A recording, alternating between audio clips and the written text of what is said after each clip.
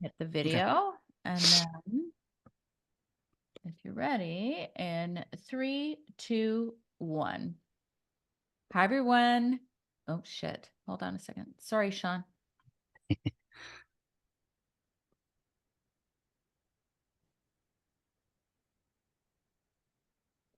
Hi, everyone. Welcome. It's Sandy Cruz of Sandy K Nutrition. And today with me, I have Sean Fitzgerald. He is a leading hormone and wellness specialist at Matrix Hormones. With multiple natural health certifications, he's a pioneer in anti-aging and hormone replacement therapy. And today we are going to talk about HRT for men. What are the signs that you might benefit from it? What are the risks? What is the payoff? This show is really for you guys because I see such a huge trend in women's health and so much discussion on how we can benefit from hormone replacement therapy. But then there's you guys that kind of get left out in the cold. So I feel it's very important for our men to also be healthy. So, with that, welcome, Sean. Thank you so much for coming today. Thank you for having me, Sandy. I'm happy that you're here, and I want to have a really honest and open conversation that is geared towards men's health as we age. So I Sure. want to start by asking you, well, like, why did you get into this field, and how, like, you've been in this field for a while. Yeah. My second job was working at a GNC. Ah, So like fresh out of high school, basically. yeah.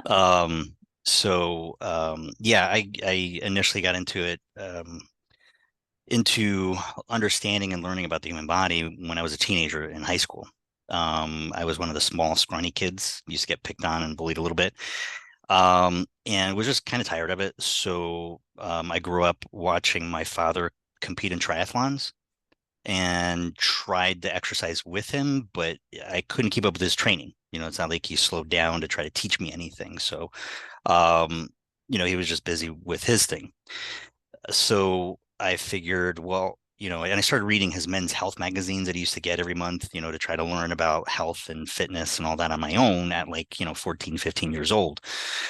And, still didn't have a quite understanding of it because, those magazine articles are kind of basic. So I figured, well, what if I really get technical with it and start taking anatomy and physiology so I can learn and understand how the body works, and then maybe I can learn how to build my own. And so my first anatomy and physiology class, I was about 16, 17 years old when I started taking it. And I just got hooked ever since, felt there was so much to learn.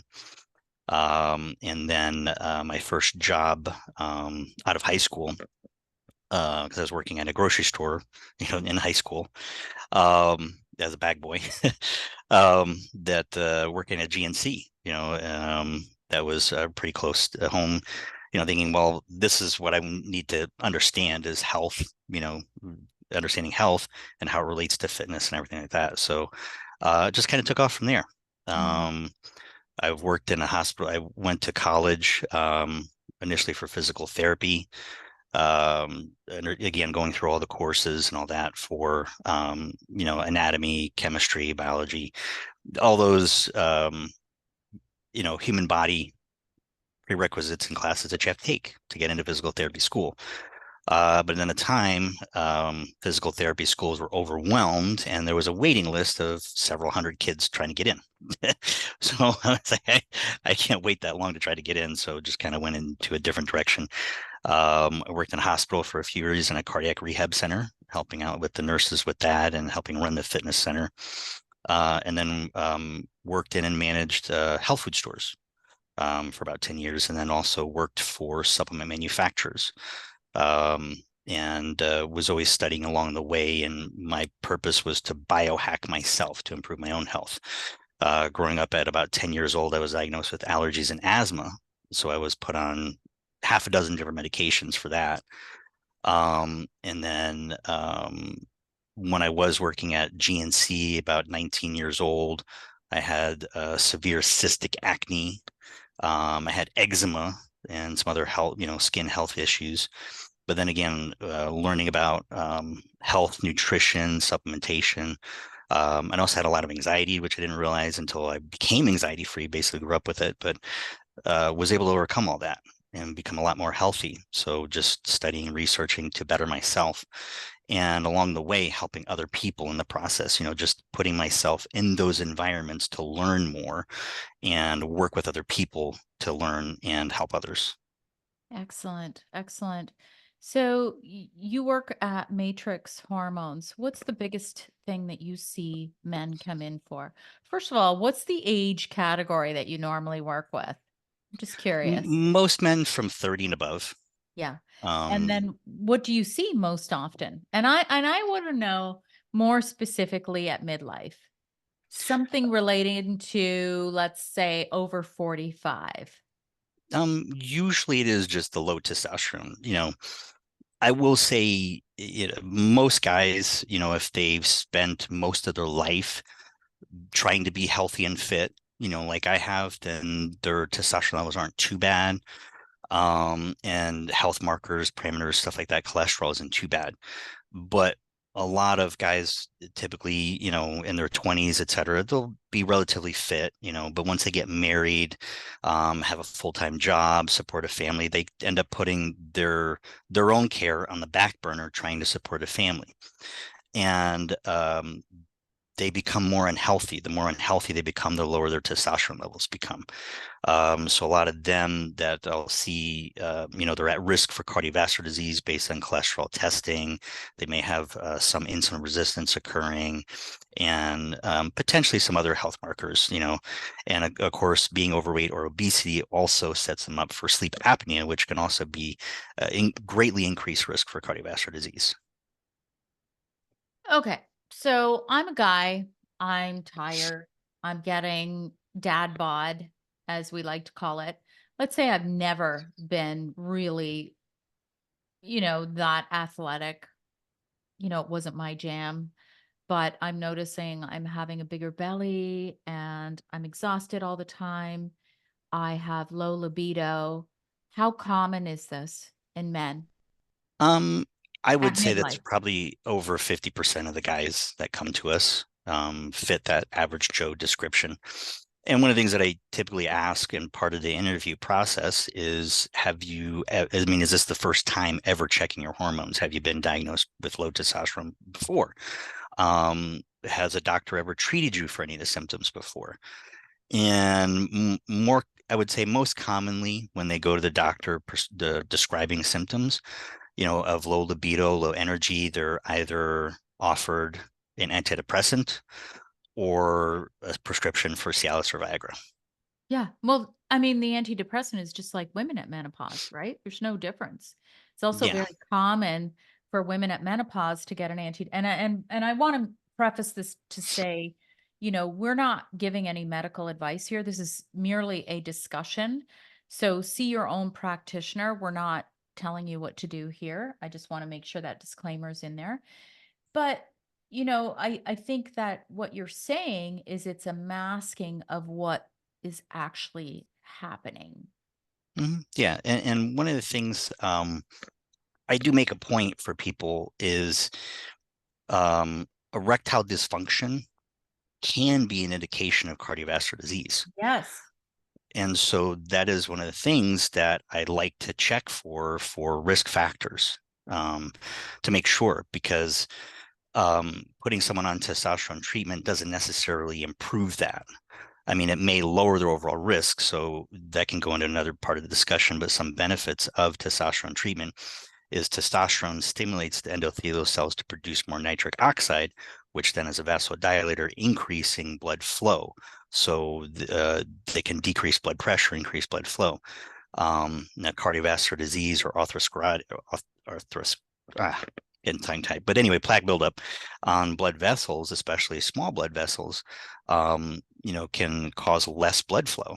And the way those medications work is somewhat by stimulating nitric oxide production. So, but it's more artificial. It's a drug that you're taking to achieve that. So that can be just masking an underlying problem. Yeah, I've heard that exact same thing, that if you're having issues with achieving erection, then Mhm, rather than, and we're not, this isn't about shoulding, it's about really looking at what might possibly be the underlying cause as opposed to masking it with mhm. drugs such as Viagra, because that's all it does, right? It kind of masks it. It doesn't actually improve health if there are issues with blockages. Well, yeah, and a lot of people forget when Viagra first came out, it was originally being studied for as a blood pressure medication. It just so happened that in the study that participants were reporting better sexual health or function. Typically at the end of a research study, people will give back the medication, leftover medication they didn't use, and people were keeping it. They didn't want to give it Yeah. up. So, and that's when the drug company, Pfizer figured, hey, we're onto something because at the time before Viagra, there was no medication for ED for men. There were different Interesting. things, all these herbal supplements, you get at gas stations, but there was no prescription drug or medication for that. But again, it's just kind of a band-aid. So, I'll get men that start testosterone treatment, and while things do improve, I don't want them to necessarily rely on it because, again, that can be an underlying cause. Some guys will take a daily Cialis, just 5 milligrams, just for some of the health benefits because it does improve blood flow, which is a good thing. But then, I don't want them to necessarily take it for the purpose just to engage in sexual activity because then again, there can be some other something else going on that is causing them to have a hard time in that department. Sometimes it is just testosterone related, but in other cases it might not be. Sometimes there are Right. other hormones involved as well that need to be balanced properly to achieve that.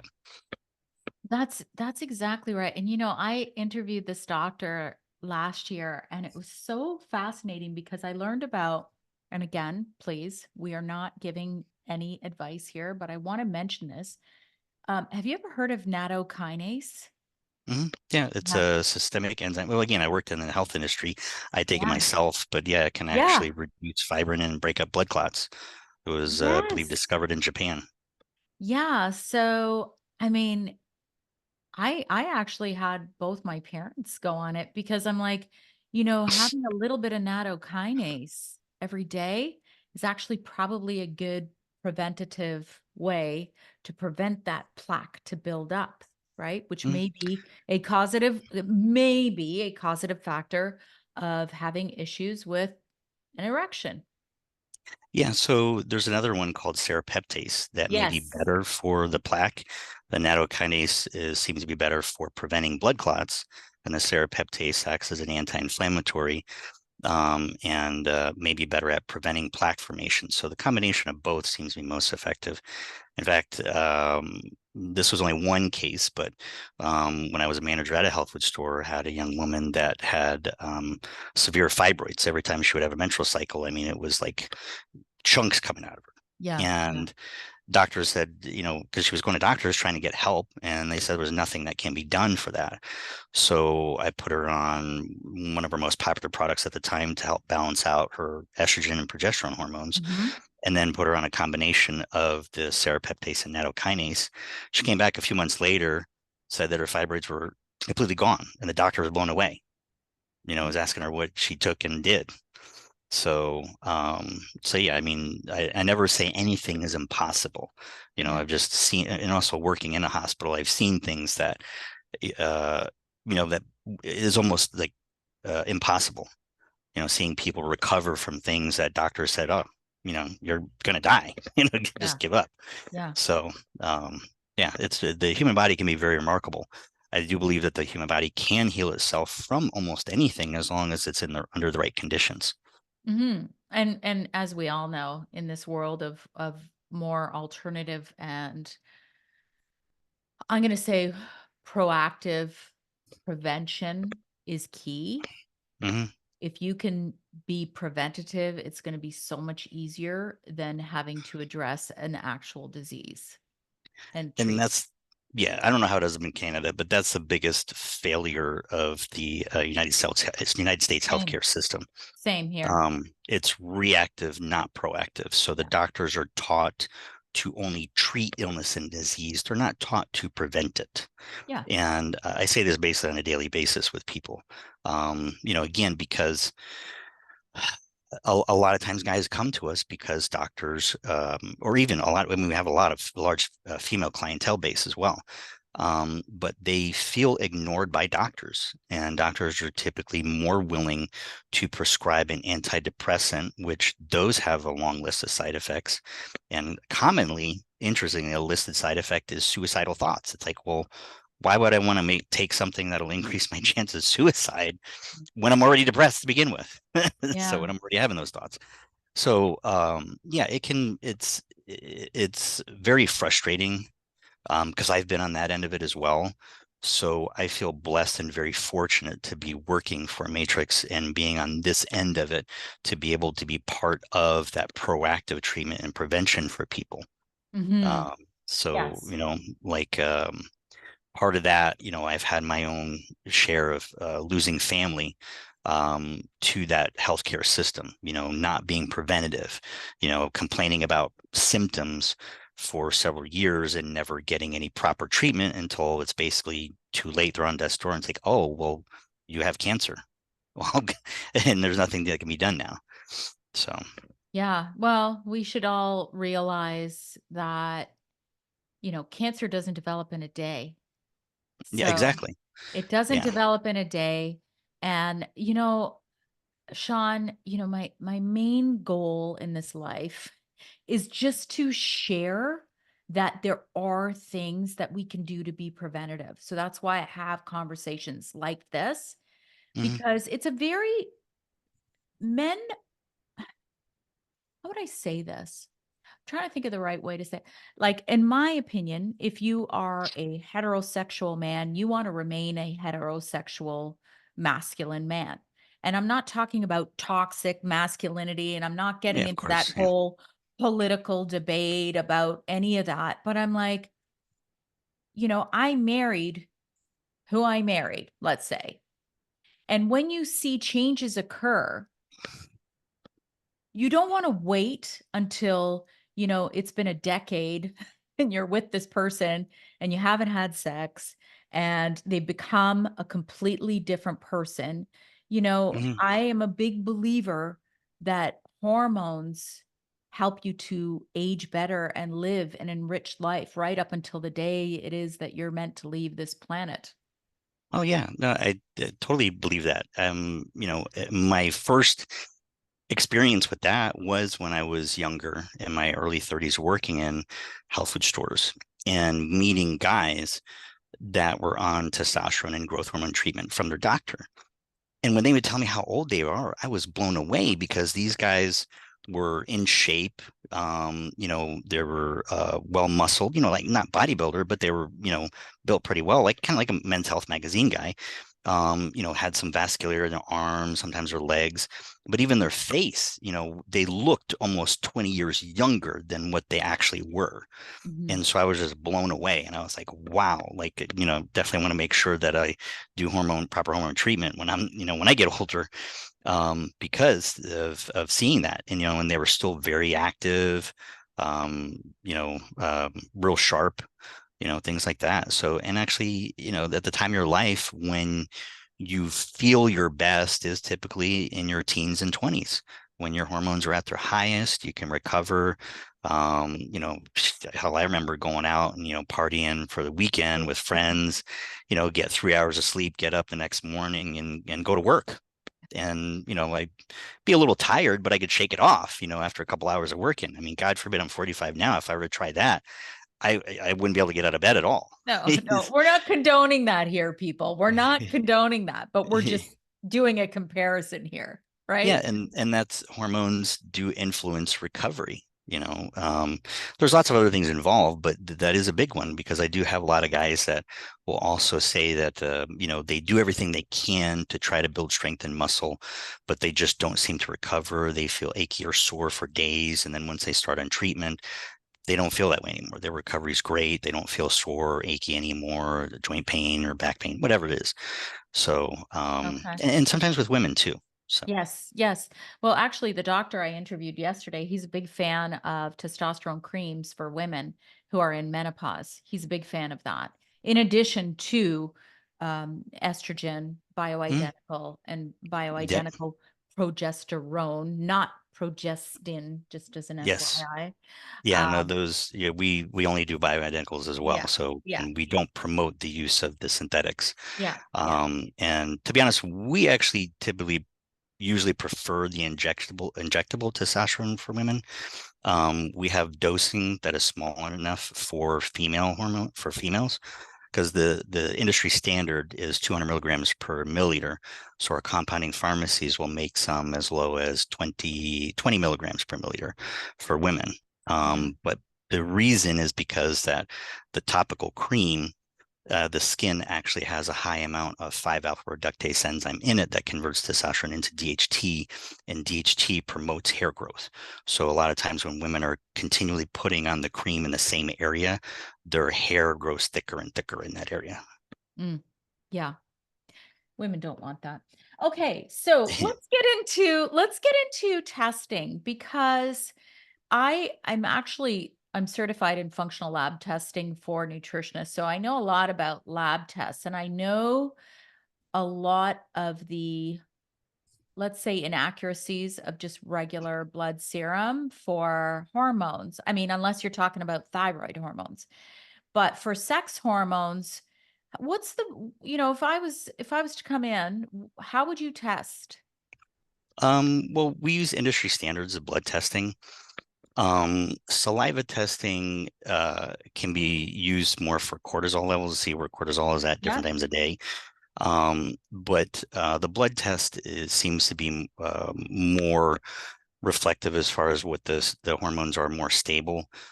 Saliva, it can differ at times a day. So that's why we use blood testing. So standard blood tests, we have contracts with Quest and LabCorp. So they're the main, labs in our country that do blood testing. Okay, but like, with women's hormones specifically, I'm talking about estrogen and progesterone. We're not flat. We're always up and down Oh and yeah, all totally. around, Yeah, I right? definitely So agree with that's that. why I ask if there are any other ways to test. Do you guys ever do urine testing? We don't. Again, it's No? all focused on, yeah, we just do blood testing. And I do tell, it's because women will ask like why their hormones keep changing each month, even if they're in menopause. They said, well, Yeah. your hormones are still going to change, Yep. even though you don't produce an egg and you don't have a period. Yeah. It's your body's still its natural hormone cycle. So depending on when you do the test, depends on where those hormones are going to be at. So, and different things can change that, especially stress. But I do, notify them, let them know, be aware. So it's going to change, and What so about testosterone? Does it change as much as um, estrogen and progesterone in the blood? Just men or curious. women. Let's talk about both because I'm just curious. Like, is testosterone more even? Because we all know Hmm. that, like you just said, even if a woman is in menopause, it doesn't mean that her estrogen and progesterone is the same all the time. But with testosterone, is it relatively the same? Testosterone can fluctuate more in women than men, depending on where they are in the time of the month, but Okay. it's not as dramatic as progesterone and estrogen is. Yeah, that would make sense Yeah. because a lot of times, and it's just people just don't realize, especially women, they don't realize that, yeah, we do have testosterone. And yes, it's extremely important for women as well. So Oh yeah. you should note that, right? Yeah. With men tend to feel better with it being more steady as well. But even gynecologists or GYNs, I don't think that they're aware because we do get a lot of women that will come to us with low testosterone. Their GYN will readily prescribe progesterone and estrogen for them, but they say, oh, no, women don't need testosterone.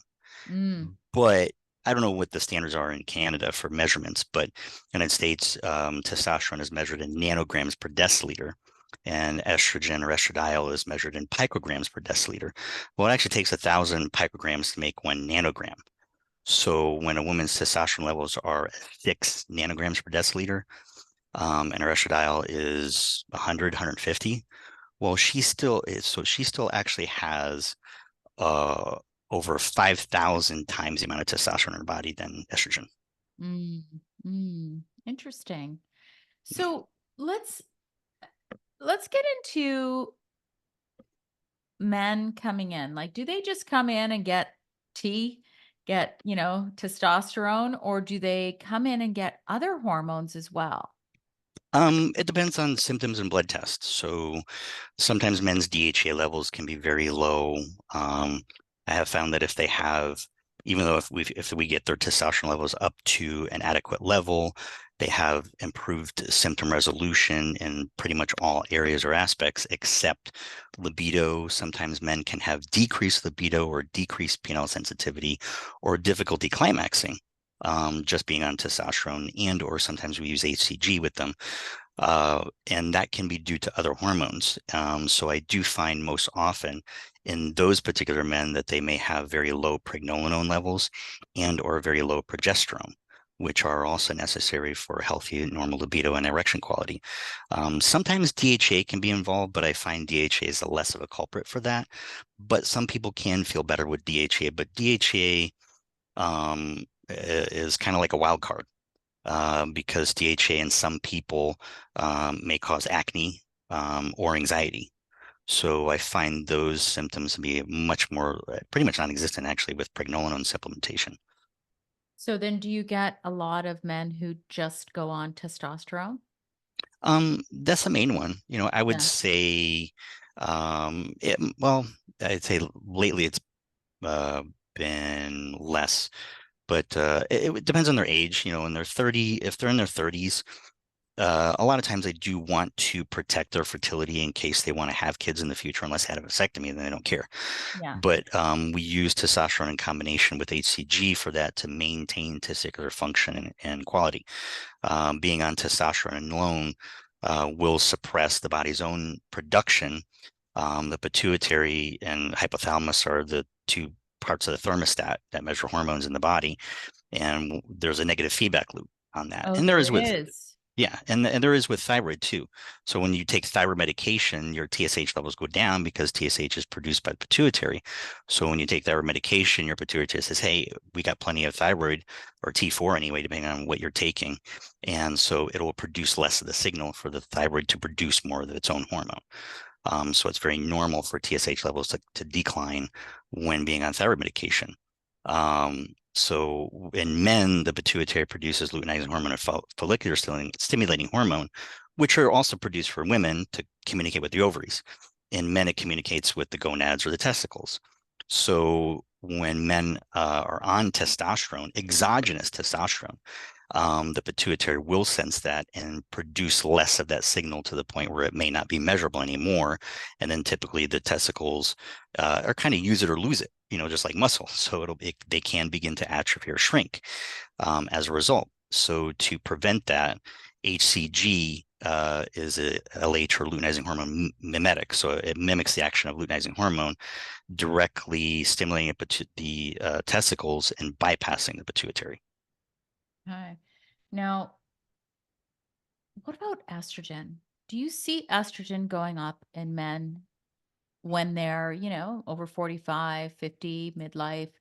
You know how they say the Mm. men, they start to develop that belly, they'll get man boobs. Like, why does that happen to men? There's a variety of reasons. I mostly think it's more due to insulin resistance in those cases. Mm, But and that can actually change. Insulin resistance can actually affect hormone production in both men and women. That's what PCOS is. But anyway, so in men, if their body fat is higher, then they do have a higher proportion of estrogen to testosterone. yeah. But if men, are around average, maybe 25% body fat or less, then typically estrogen levels are going to be in a certain range or proportion to testosterone. I find most men feel best when their estradiol levels in particular are in about a 3 to 5% range of their total testosterone. So what do you do for men who have too much estrogen? What do you do for them? Well, if they're overweight, of course, we do recommend them lose weight, change Yeah. their diet, Yeah. exercise, and things like that. And a lot of guys come to us that are overweight and or I can't say obese. I don't think I've ever had anybody that was really obese, but they're overweight, but they just don't have any motivation to go to the gym, or they're too tired to go to the gym. Yeah. A lot of times they barely have enough energy to make it through their day at work. They come home, they plop on the couch and they grow roots. You know, Yeah. and they want to go to the gym. They know it's healthy, but they literally just don't have the energy and drive to do it. So being on testosterone does help improve that. It increases their motivation, their energy, and drive to do that. So then they begin to take care of themselves.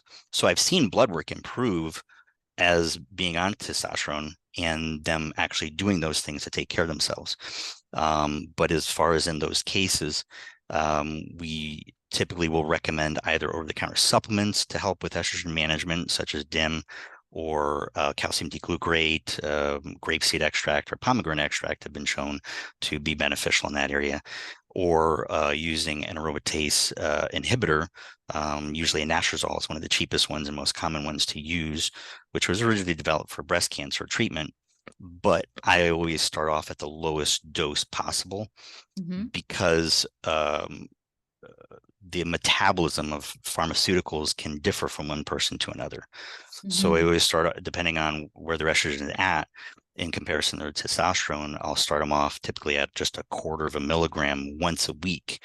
So even though the half-life of the drug doesn't last very long, the effects that it causes on the aromatase enzyme can last over a week. So we try to manage that. What about Chrysin? You didn't mention Um, Chrysin. Yeah, just Chrysin fell out of popularity years ago due to bioavailability issues.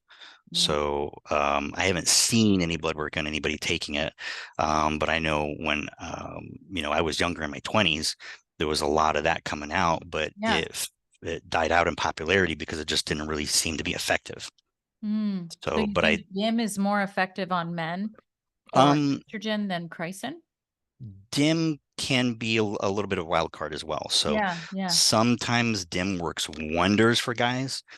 And then some it does absolutely nothing. And some guys can actually feel worse because Mm. it may have some anti-androgenic properties to it. But the question is in the supplement industry, is it the quality? Because Mm. the supplement industry is not regularly, it's not controlled or regulated to dosing. So that's a Right. problem.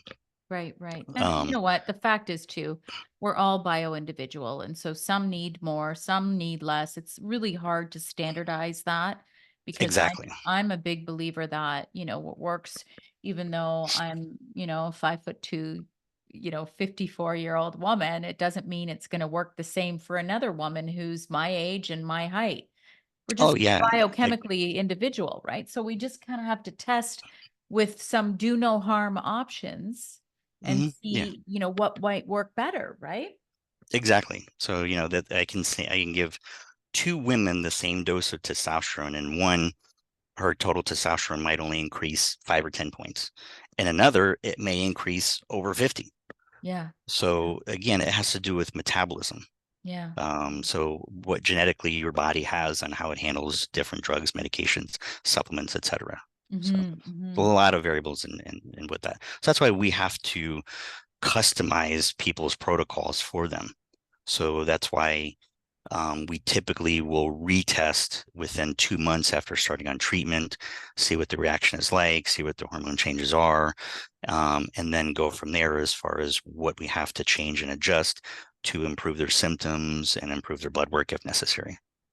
And I will just add piggyback on what you're saying. This is why if you're really looking for a hormone solution, a lot of times our general physicians are not going to have the time or be able to put in that kind of effort to really, tweak what works for you, what's not working and Hmm. keep checking and rechecking. So it's always good to go to somebody who's a hormone specialist to know what's going to work because it can turn Yeah. bad, right, Sean?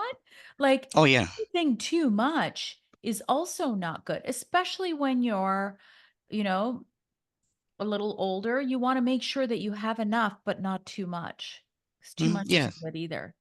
too much of anything is not good. I mean, you can Yeah, die from drinking too much water, hyponatremia. exactly. So, Yes, so, yes, you can. um, yeah, and with doctors, yeah, sometimes they'll say, oh, well, here's your treatment. We'll follow up in 6 months. Yes. But then you may experience side effects and have issues for the next 6 months. And that's the worst thing about pellet treatment.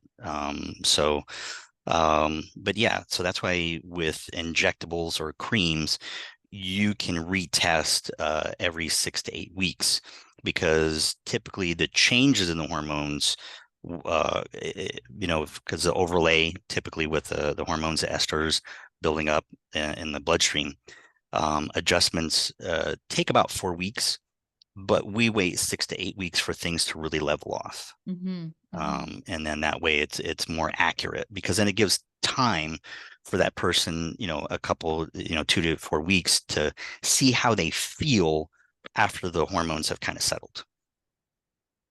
Okay, let's switch gears a little bit. Where does prostate fit into all of this? Because it's like every guy is I know. talking, like having issues with prostate. And then they start to have to wake up, and it's like the same thing that women go through where they have to wake up multiple times to go pee through the night. Like, explain prostate for me, please.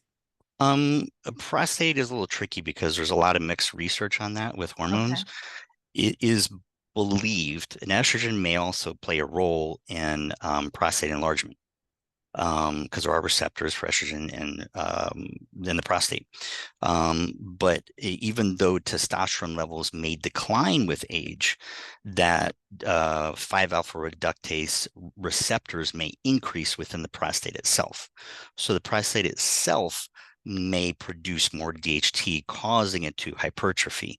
But in what's interesting is in most cases, I would say over 90% of cases in men that we put on testosterone, um, that their PSA numbers actually go down. Really? Yeah. So there may, Oh, so so it sometimes, just it's like a positive downstream effect.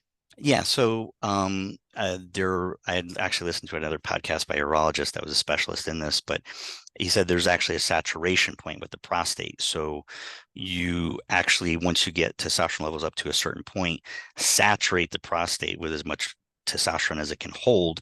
It actually acts as an anti-inflammatory. Wow. So it can actually improve BPH. So That is really interesting. So if okay, let's say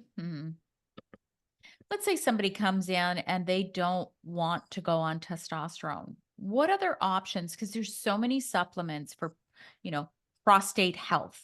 So I yeah. do want to talk about that. Like, what do you think? Do you think they're effective or no? Are you talking about supplements for improving prostate health? Yeah, yeah. Oh, yeah, no, so we partnered with a company called Designs for Health. They're a supplement I company know that them. make Yeah, pharmaceutical grade. Yeah, so they make some a decent prostate product, and we have seen PCA levels come down from it. yeah. So I do believe that supplements do work. I've even when I worked in the health food store industry, and not looking at blood work, the amount of testimonies that I would get from men that would use some formulas when they were having difficulty urinating, or they were told they had a large prostate, were taking those supplements like saw palmetto, PyGM, stinging nettle, things like that. Their symptoms improved. Not that I ever talked to anybody that had blood work to prove it, but to me, whether the blood work shows it or not, it's more about symptom resolution. Yes. So that's something that I also tell people all the time is at the end of the day, I'm not so much concerned about what a number value is because it doesn't tell me how they feel. That doesn't tell me if their symptoms have improved or not. It's more about their quality of life. So because one value may be associated with someone feeling their best, and another person it can be their worst. Mm. So yeah, like I've seen a lot of those, like you were mentioning, design. I know exactly which product you're talking about. Designs for health, prostate health. Mhm. Is there any downstream effect on other hormones if a man starts to take those? Potentially because a lot of the supplements, the herbal products are known to act as naturally occurring 5-alpha reductase inhibitors. Yeah. Anecdotally, I haven't personally heard, but I've seen stories of people experiencing some issues, minor ED or decline in cognitive function, Yes. things like that, or some fatigue. And even ones that you may not be suspected of, like turmeric or curcumin, actually acts as a mild 5-alpha reductase inhibitor as well. But it's a great anti-inflammatory for lots of other things and also improving gut health. So, there may be a little bit of a trade-off, but um, there's also other things that men can do or people can do or take to improve DHT conversion. So creatine monohydrate has been shown in some studies to improve DHT. DHEA may increase DHT to offset those things. So zinc, boron are other examples. So Yeah. Can you just, for everybody who's listening, can you just briefly describe what 5 alpha reductase means? it's an enzyme that converts testosterone into DHT or dihydrotestosterone. Dihydrotestosterone is, depending on the study you read, can be 5 to 10 times more potent in its effects than testosterone. So DHT itself is actually responsible for the maturation of men going through puberty. There is actually a rare genetic condition that boys can be born 5-alpha reductase deficient. So even though their testosterone levels are equal or sometimes higher than their peers, they actually do not develop physically. So even at the age of 18, they don't grow any facial hair, body hair, their voice stays the same, high pitched, as well as their genitalia doesn't grow. So DHT is responsible for those masculinizing effects of testosterone itself. Okay. So 5 alpha reductase. I just want people to really understand. So, because you kind of want to be in the middle, right? Like you don't want to be Mm, too much on one end, right? Because I've been doing the Dutch test for years. mhm. So you know how it actually shows how you metabolize all your androgenic hormones. So I think Mhm. it's really important for people to understand like too much is not good, too little is not good. Like you just it's the Goldilocks theory. Yeah. So high levels of androgens can increase oxidative stress. So, and that may be the downside. So, if somebody is already unhealthy, has a lot of internal inflammation, sometimes it can exacerbate underlying issues that they didn't have symptoms of. And I have seen that before.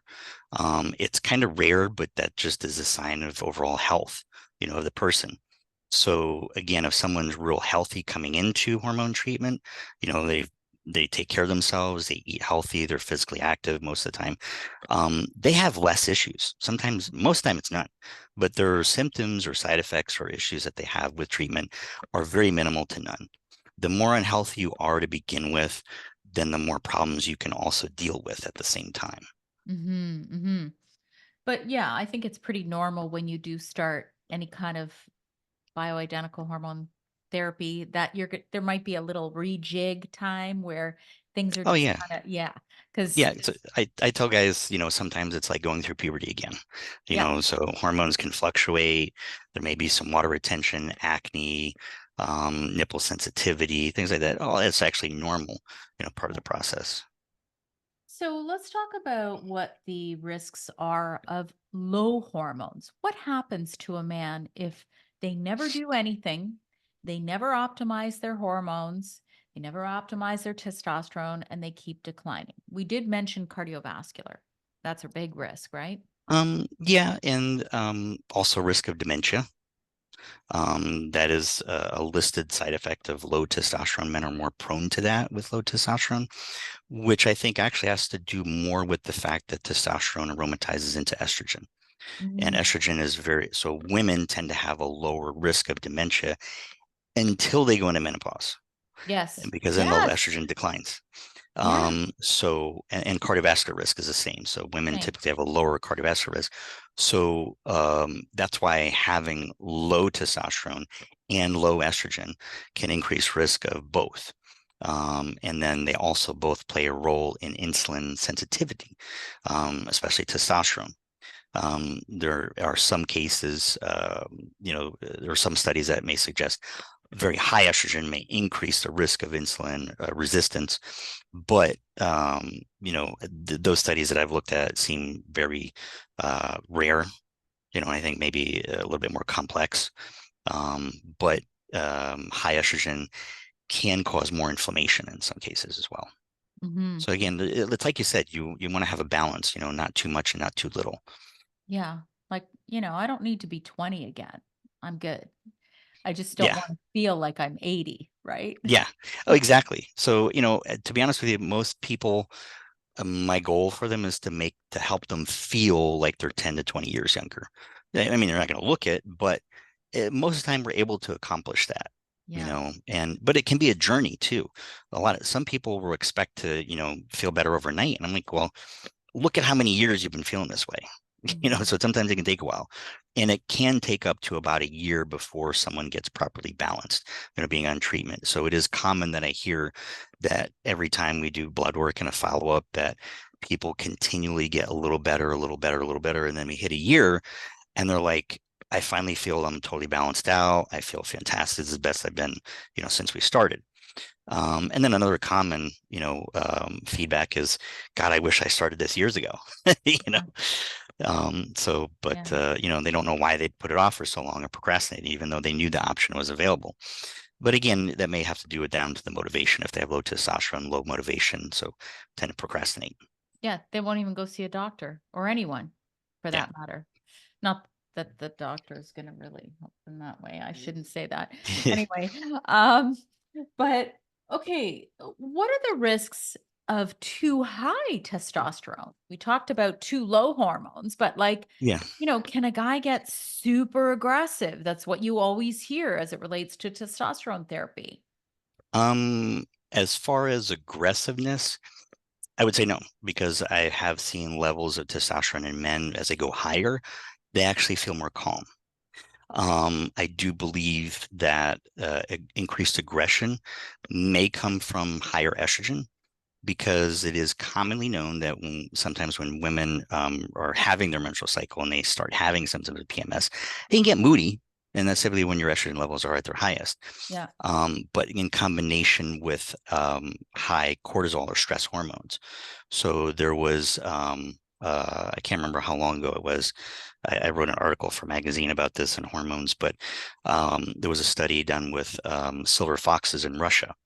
And so scientists actually, gathered up wild foxes, silver foxes, and divided them into two groups, and they evaluated aggressiveness. I don't know how they measured it, but anyway, so they divided them in two groups, and one group was what they considered aggressive, and the other was less aggressive.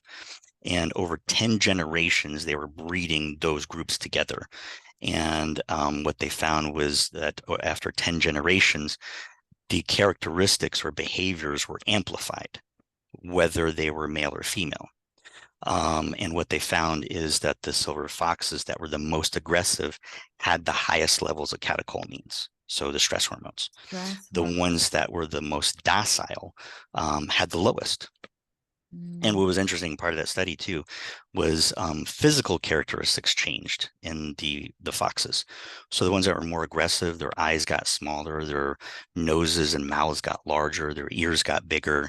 So if you think kind of like Disney characters, the bad guy usually has the small beady eyes, bigger mm, jawline, mouth, sometimes more pronounced ears.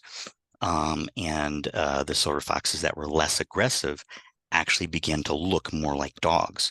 Their eyes grew bigger, their mouths were a little bit smaller, their ears were a little bit bigger, but more fluffy. Their hair actually, instead of being wiry and thin, that was another characteristic that I read. And the ones that were aggressive got more coarse. And in the foxes that were more docile, it got softer. So by the end of the study, some of the researchers or scientists were actually taking them home as pets because they were more interested in interacting with people. interesting. That's what So it, yeah, so it it's actually has to super do with interesting. stress. So Yes. so the interesting thing though is with testosterone increases confidence. So when you have an increase in confidence, you're less likely in a fight or flight situation to run away. So combine that with increased stress, then you may have a more aggressive personality. Interesting. You mentioned hair. I know you were talking about fur, but we should talk about hair and hair loss because I know that also relates to what is it, DHT, I think? Mhm. Yeah. Yeah. Do you want to explain that a little bit? That's a little controversial and complex because a lot of studies show that there's increased DHT causing hair loss. The studies actually show, if you get deep into the science, is that there's an increase in DHT in the scalp itself, not necessarily circulating DHT. Now, again, like I mentioned, high amounts of androgens may cause oxidative stress. In hair loss, minoxidil is a topical that Yeah. increases circulation of the scalp. So it regrows hair. There's enough research saying that there's a good chance that it'll help increase hair growth due to increased circulation. So that right there actually shows that it's not a DHT problem, it's a circulation problem. Mm. Um, Jay Campbell wrote a great article about this on his website. I refer a lot of people to it. So because in a lot of studies and research showing that DHT and estrogen actually grow hair, um, and again, like I mentioned, DHT going through puberty increases total body hair growth, facial and body hair. Yeah. So why would a hormone that can cause hair growth over the entire body cause you to lose it in only one part? Right. Right. And so the article he wrote kind of breaks down the science of that and showing that increased inflammation, oxidative stress, decreases circulation. So what can happen is DHT starts building up in the scalp as a result of decreased circulation. It's not able to leave. Then also DHT tends to increase fat metabolism. So then also decreasing fat on the scalp. And we don't have much fat on top of our head to begin with, but then also causing some more fat loss. So then it also puts more pressure on the hair follicle itself. Hmm. So a lot of the studies showing that increased DHT in the scalp, we block DHT to stop hair growth, but it does not regrow hair by blocking it. It only stops it. Hmm. So it's a little bit of flawed science and research on that, and it's more about the circulation part. So what they have shown is a topical combination of finasteride or dutasteride with minoxidil is more likely to improve hair growth, the combination of both, versus either one used separately. Oh, okay. That's good to know. You guys who Yeah. are listening. Okay. I want to cover this because we kind of touched on it, but what happens a lot of the time, and I'm pretty sure I know the reason, but I would love for you to address this. High triglycerides, low HDL. I want to hear your thoughts on this. Well, high triglycerides are typically due to too much carbohydrates in the diet. Well, Um, but there's also other factors that come into play, such as there's genetics, oh yeah, right? And sometimes it can be genetic. One of my staff, her whole family has cardiovascular disease, and so no matter what we do with her, her cholesterol numbers are real stubborn, you know. yeah. But as far as triglycerides are concerned, there may be the genetic factor included in that, but typically that's the overconsumption of carbohydrates. So when glucose levels are high for too long, the liver will start converting glucose into triglycerides to bring it down. Hmm. Because I tell this a lot to people to explain why their triglycerides are high when they eat low fat. And it's because so diabetic neuropathy is from elevated glucose levels being too high. So poor circulation of the feet. So glucose can actually be damaging to blood vessels, causing the poor circulation of the feet as well as damaging to nerve tissue. So the liver will, if you're not producing enough insulin or have insulin resistance, glucose levels aren't coming down fast enough. Liver kicks in to pull glucose out of the bloodstream and convert it into triglycerides. So that'll increase triglycerides, then also increase LDLs in the process. Hmm. Testosterone does have or any androgen can also lower HDLs. That's very common. But like you said, there are some genetic conditions that can be stubborn in that case. But 9 out of 10 times, it's just because of overconsumption of processed carbohydrates in the diet. So when someone switches over to a low carbohydrate or ketogenic or carnivore diet, their triglycerides come down, LDLs will come down, and glucose markers tend to come down as well.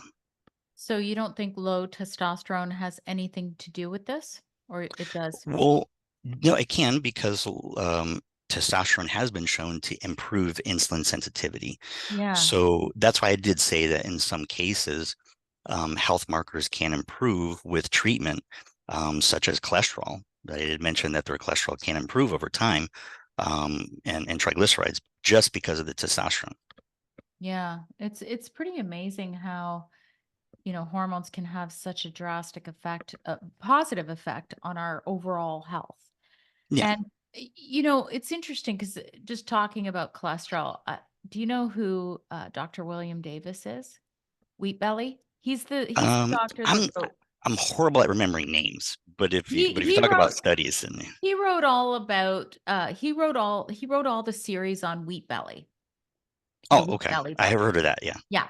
So I interviewed him last year and we talked at great length about cholesterol. And he said, you never really need to worry about any of the numbers just to limit confusion. Just look at the triglycerides. That's where Hmm. you kind of have to see if there's an issue. And we talked all about, like how cholesterol's really, people don't realize when you go on a statin, and if you're on a higher dose of a statin, there's a downstream effect on being able to manufacture any of the other hormones, Hmm. right? So, Yeah, so it's actually common side effect of yeah. statins in men is ED. Yes. And people, Yeah, and I'm so glad we mentioned that, Sean, yeah, because there are so many middle-aged men, and I don't know how much of an effect, because I know that some men will take just like baby doses of a statin. yeah. If you're on a relatively high dose, it can absolutely affect a lot of other hormones. Not just that, but statins are known to reduce coenzyme Q10 production in the body. Right. And that's my biggest problem with it is because here you're trying to prevent cardiovascular disease by taking medication. And coenzyme Q10 is found in muscle tissue, and in the more dense the muscle tissue, the higher concentration. So the heart muscle itself contains some of the highest amounts of CoQ10 in the body. So Yeah. why would you want to deplete the heart that you're trying to save? Yes. Yeah. That's So exactly right. yeah, so there's plenty of other alternatives, but really all it is it comes down to diet. And if again going into the research with statins, the reason why it's pushed so much by drug companies, I actually was working in the hospital. I remember when this occurred. Um, Total cholesterol was acceptable up to 200. Then a news story broke that drug companies showed that cholesterol being less than 200, closer to, or was it over 100, something like that. So anyway, but it basically anything less than 200 was considered healthy. So being over 200 was considered okay. It was you had to be less than 200 on your total cholesterol. In decreased risk of cardiovascular disease. So then, literally overnight, thousands of Americans were put on statins or cholesterol-lowering medications by doctors based on that study. And then all the labs all of a sudden adjusted their cholesterol panels to match that. Mm. Mm. So the interesting thing is that, well, the way I look at it is if these statin drugs actually reduce cardiovascular mortality, why is cardiovascular disease still the number one killer across the globe? Yeah, that's a good question. It's a good question. Yeah, because if it worked, you wouldn't die from having a heart attack Yeah, or there wouldn't stroke. be so much heart disease. No, and all the research that I've read, they say, there are very few cases whereby you might be a candidate for a statin, like if you've already had a heart attack or, Hmm. some of the things that I've read about. But it's interesting because I don't think people realize. I would want everybody who's listening to this podcast, if you care enough, You can actually even Google this, where you can find a chart of the downstream effect of all the hormones in your body. And what's on the top? So, this is what's making all the hormones is cholesterol. Yeah, exactly. Yeah. Like, all you got to do is look that up. That's not made up, people. So, if you're reducing it enough, you're going to have a downstream effect of everything. This is why so many men who are on statins can't get an erection, Yeah, among other things, there's other among health other things. problems. Yeah. So Yeah. I completely agree with you. So, I think it's unnecessary. I've been able to improve men's cholesterol levels just through dietary changes and supplementation without the use of statins. In fact, there's a lipid fraction test that you can run. So NMR, Quest has what's called CardioQ, which is fantastic. I like that one a little bit better. But they actually break down your cholesterol. So cholesterol is measured in milligrams per deciliter. But the makeup makes a difference. So the amount of cholesterol particles you have, the different sizes matters. yes. So it's kind of the old saying, what weighs more, a pound of bricks or a pound of feathers? That they both weigh a pound, but it takes a lot more feathers to make a pound than it is a brick. So the fraction test actually breaks down your small, medium, and large LDL particles. So we know that LDL particles are more likely to form plaque. Now, and there is rare genetic conditions that too high HDLs can actually do the same thing. But LDL particles are more likely to penetrate the blood vessel lining, turning into a foam cell and creating a cascade of events that causes plaque. Um, so the smaller the LDL particle, not only is it smaller in size to penetrate easier, but they're also more prone to being oxidized or damaged. So when Mhm. that happens, white blood cells or macrophages go in to try to destroy it as it damages the blood vessel lining, and that's what creates that. So inflammatory markers are also very important in that overall risk, because the more inflammation you have, the more damage that is already occurring to the blood vessel lining, allowing the LDLs to get stuck in there and cause Yeah. more damage. Yeah. So CRP, or high C-reactive protein testing, LP2A2 activity testing, those are different tests that can determine that. Apolipoprotein A and apolipoprotein B are also great tests that are cheaper, that can give a potential indication of risk of plaque formation as well. Yeah, that's a great point that you just raised, that it's not just about one marker, it's looking at multiple Mhm. markers to see if you're truly at risk. Oh So, yeah, yeah, as a menopausal woman, and I'm sure you see this, Sean, because I know this conversation is mostly about men, but as a menopausal woman, you typically see elevated cholesterol levels. It's very, very common. yeah, And here's what's really interesting, at least in Canada, when I said, well, let's dig a little deeper. Let's see about those oxidized. Let's see the particle size. When I yeah. asked, I was told that no, we can't run that because if you're not on a statin, we're not allowed to check further. So, No way. oh, I'm not kidding you. Well, that's the other thing in our country, that insurance can dictate, those kind of things as well. Well, Um, that's a socialized healthcare system, Sean, yeah, right? yeah, yeah, and so, but sometimes tests, if they're kind of pricey or expensive, insurance doesn't want to cover it if there's no, if they don't deem a need for it. So then you might get a bill. But with me, when I run these tests, I haven't had anybody that was ever refused it. And most of the time, insurance can cover it, because I believe they do categorize it as preventative. There are some tests that they consider are experiment tests, but most of the time, it's actually not bad.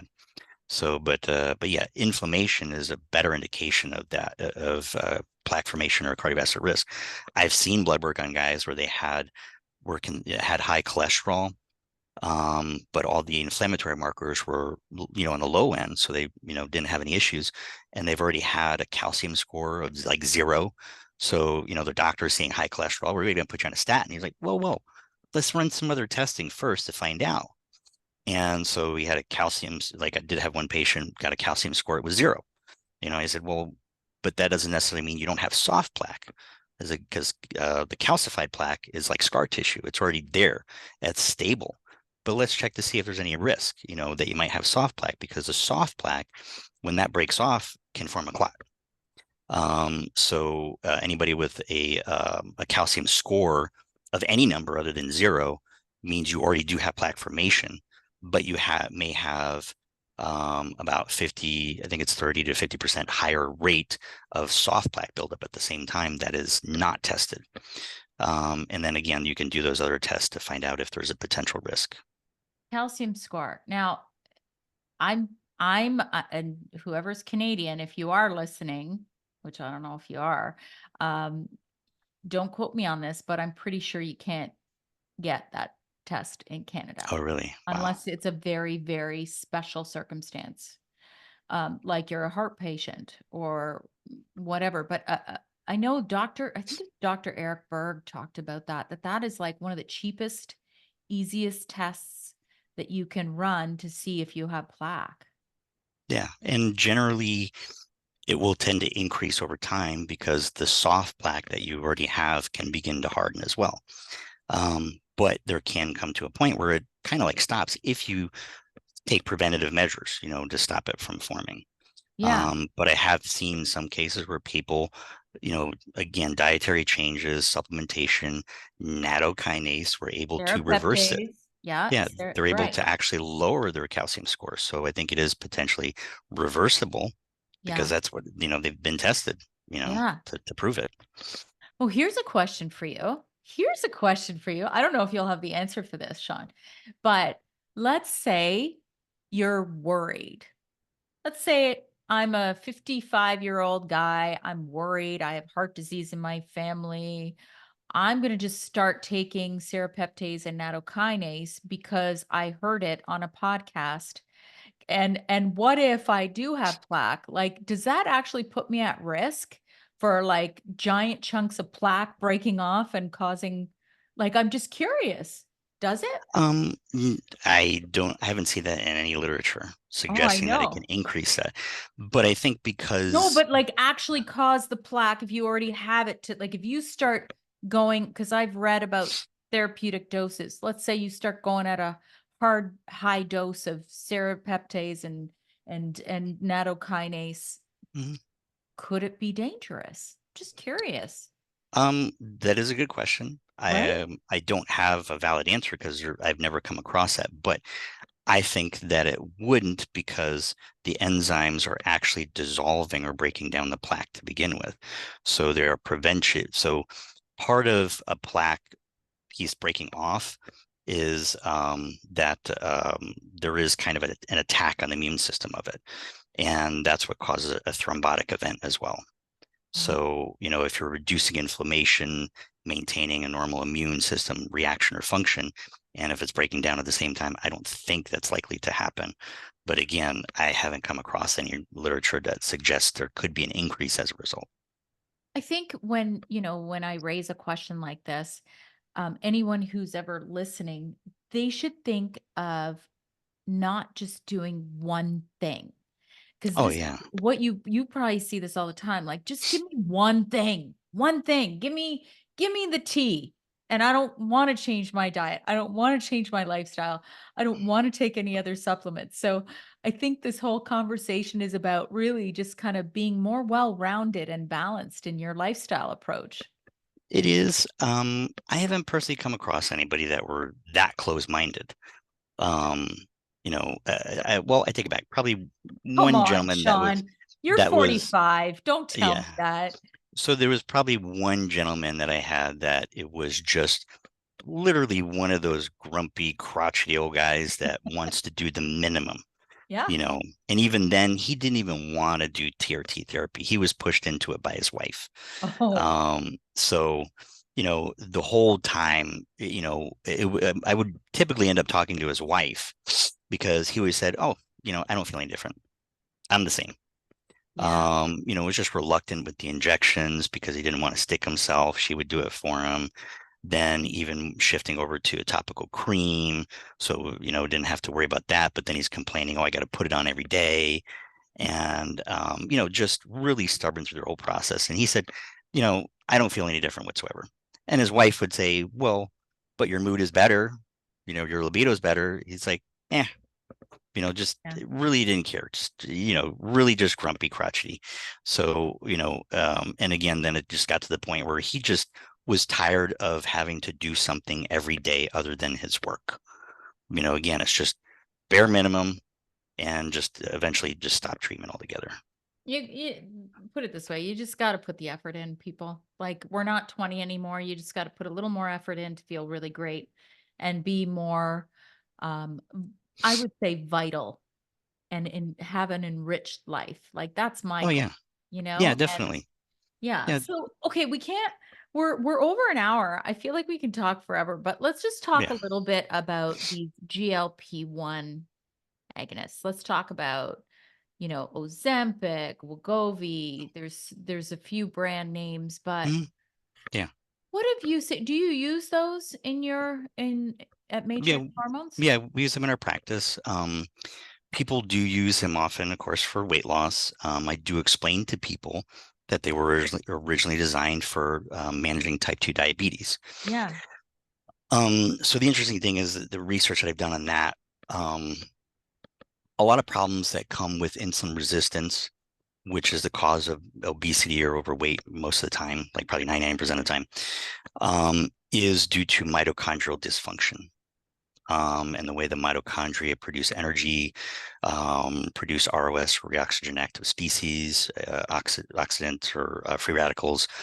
Um, and that's where there's the balance between inflammation that occurs, when you have high inflammation, they'll produce more ROS, things like that. So it's very complex. But anyway, coming down to the fact that almost every type of illness and disease is related to some type of mitochondrial dysfunction.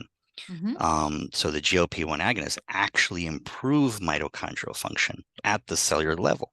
So Mm, by improving that, so the mitochondria not only are considered the powerhouse of the cell, but they do lots of things for the cell. yes.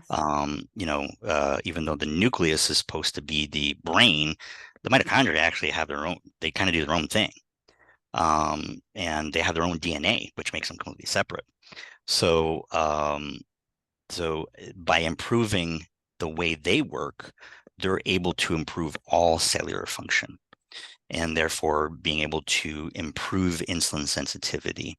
It does stimulate the pancreas to produce more insulin. So typically, if you were to get a fasting insulin test within a couple of days after an injection, your insulin is going to be real high because it's stimulating the pancreas. But I commonly see lower HA1Cs or hemoglobin A1C levels dropping, fasting glucose levels dropping, triglycerides dropping. So pretty much all health markers. The most successful people that they work in is people that have some form of insulin resistance.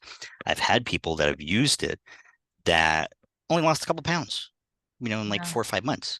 They're disappointed. And I said, well, but yeah, I mean, you didn't consult. You just called up and say, hey, I want to try it, but you didn't Yeah. consult with me first.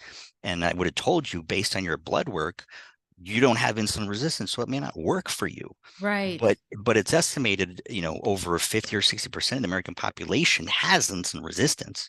Yeah. That's why over 50% of the population is considered overweight, and kids are catching up to that. Mhm.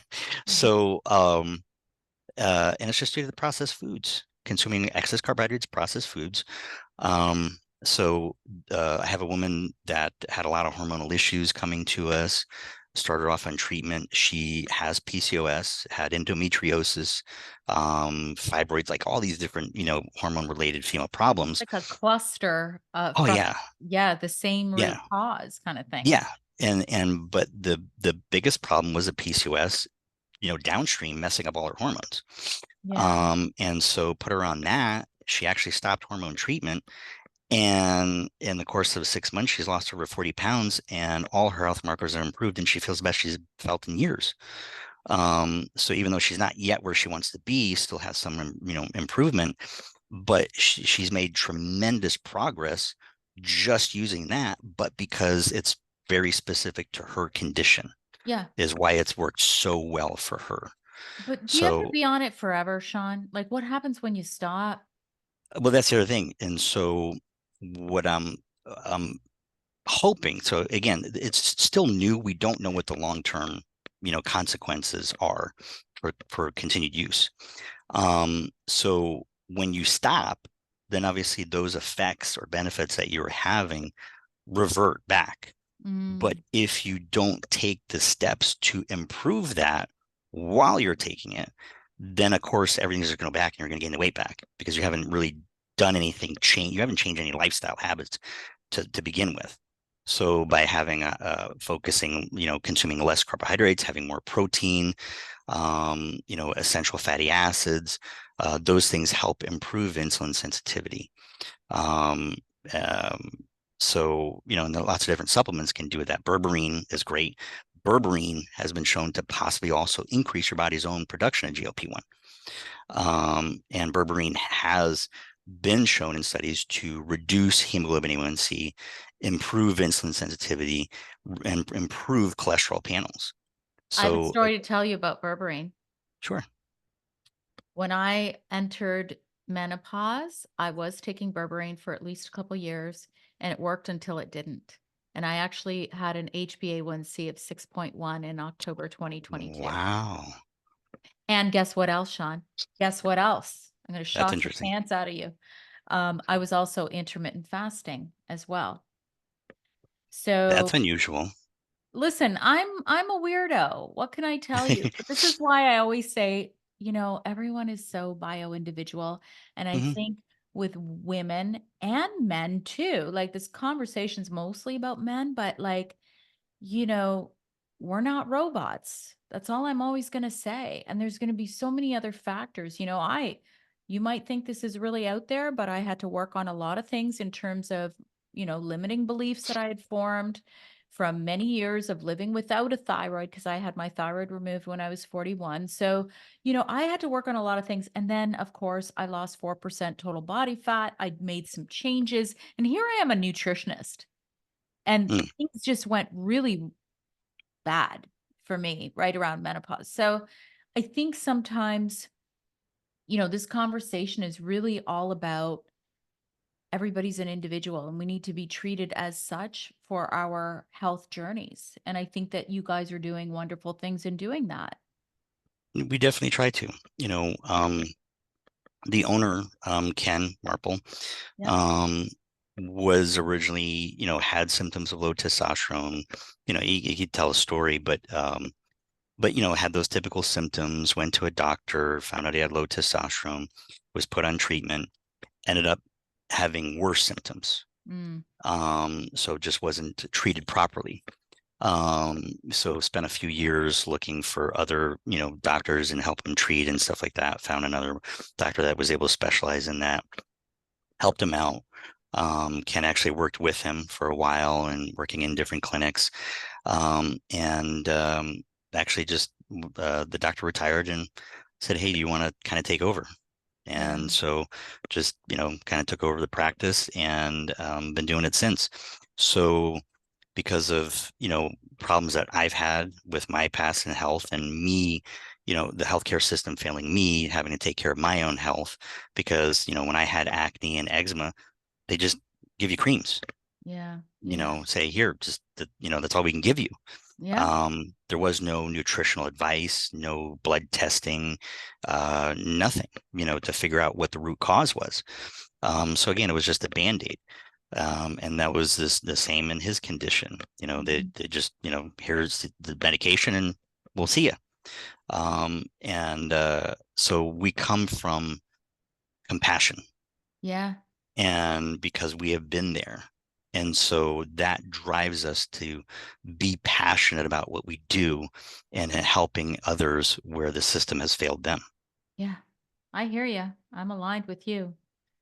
Um, I have to ask one more thing before because we are just talking and talking. So, but Yeah. I have to ask one thing going back to Ozempic and those Oh, yeah. About the drugs. prolonged. One thing. Mm. Is it true in your research that it can reduce muscle? Or is that just simply an effect of not eating enough because you're taking that and you're not having enough protein? Yeah, so even Dr. Peter Attia, which you're Yeah. probably familiar with, Yeah. that's what he's found in his practice is that people Yes. that have been using it is because it decreases appetite so much that people are eating less. And a lot of people, I would say, don't eat enough protein to begin with. Typically a lot of people are used to starting off their day with a breakfast, if they even have breakfast, is cereal, oatmeal, or a bagel or Right. overnight Right. oats. It's all processed carbohydrates. There's no Mhm. protein in that, and wheat or gluten itself is the hardest protein to digest out of anything. So, and that's where I think we run into different problems. And then also the fact that, the type of wheat that we have today is not what was grown centuries ago. Yes. So, it's another subject, but anyway, we consume too much processed foods. Back in the early 1900s or even before the 1950s, at least in the American population, when all of a sudden we shifted into a low fat diet, saying that fat caused cardiovascular disease, people would typically have eggs, bacon, sausage, or a biscuit for breakfast. Then all of a Yeah. sudden overnight, we're told, no, you got to stop eating eggs, sausage, and bacon and have cereal, you Yeah. know? Yeah. So, and it's shocking what the food industry has done. And even the most recent, I don't know if you've seen a study showing that Oreo cookies can actually reduce LDL cholesterol. Stop it, Sean. You didn't Stop. see that? No, Yes. I did not. Oh my Yes. God. And So, people buy into this shit. yeah. So, yeah. And it was actually Come broken on. down by somebody else, the study. So it was kind of flawed because they used a person that was considered a hyper responder. And in the effect of consuming the Oreo cookies had an opposite effect that it normally would in other people. You're killing me here. You're killing me. I didn't read that. That's crazy. But it's just like the same thing. I don't know if you saw that study about how now they're saying vitamin D can actually hurt your bones. Like it can be bad for your bones. Did you see that one? No, I didn't see that one. Oh yeah, that's another one. And so now, and trust me, like I'm like, but there's no mention of vitamin K2 and how that helps Yeah, transport the D to where it needs to go, balanced minerals. None of that was part of the discussion. It's just like, oh no, vitamin yeah, D, bad for the bones. I'm like, holy shit. Like yeah. The media does blow things out of proportion, and they take out of crazy. context all the time. So But I don't. Yeah, sorry, but I just want to say, and the worst thing is that my endocrinologist is like, oh, you need to lower your vitamin D. It's not great for your bones. When I went in there just like a week ago. And I said, listen, I first of all, my bone density was actually improved from age 50 to 53, number 1. Number 2, and so, like and he was commending me on that the time before. See, I see him regularly. And so, yeah, like, yeah. you can't read people, you can't read one study and believe it. And I think we all, every one of us need to really improve our critical thinking skills. Put your hat on and really look, where's it coming from? What are the like you don't have to be, you know, a scientist to read a lot of these studies, right? Yeah, exactly. The problem is because people are so connected to social media, that's where they tend to get a lot of their news, which is completely incorrect. Yeah. I remember that dating someone that her young daughter, early 20s, saw on Facebook that there was a study scientists discovered the bones of mermaids and thought it was true. And I Yes, was like, oh my God. exactly. So, you know what? We should wrap this up because we're almost at an hour and a half. Maybe we Yeah. can do a part two, but I would love for you to tell everybody where can we find you? Matrixhormones.com is our website. So Okay. very simple. Okay. Very simple. And do you only, you guys are in Florida, right? We're based out of Florida, but we do cater to patients in all 50 states. Okay. But only American, correct? Yeah, yeah, because the compounding pharmacies, because of international laws, the pharmacies cannot ship internationally. Okay. So we do have some patients that do live internationally, but they can have a local address or family locally that we can ship to, and then they can, forward ship or drop ship or do some kind of shipping for them, to ship it. Perfect. It's just that we can't guarantee it because it's not in our hands. We're not in charge of that. But in the United States, it's shipped either FedEx or UPS, so Okay. we guarantee it. And you obviously consult via Zoom, and then you can arrange blood work wherever you are in your state to get the Mhm. blood work done and go from there. That's awesome. This has been such a great talk, Sean. Thank you so much for coming. I really enjoyed it. You're very welcome, Sandy. I'm glad. Yeah, I always enjoy helping educate others. Yes. Okay, I hit stop there. That was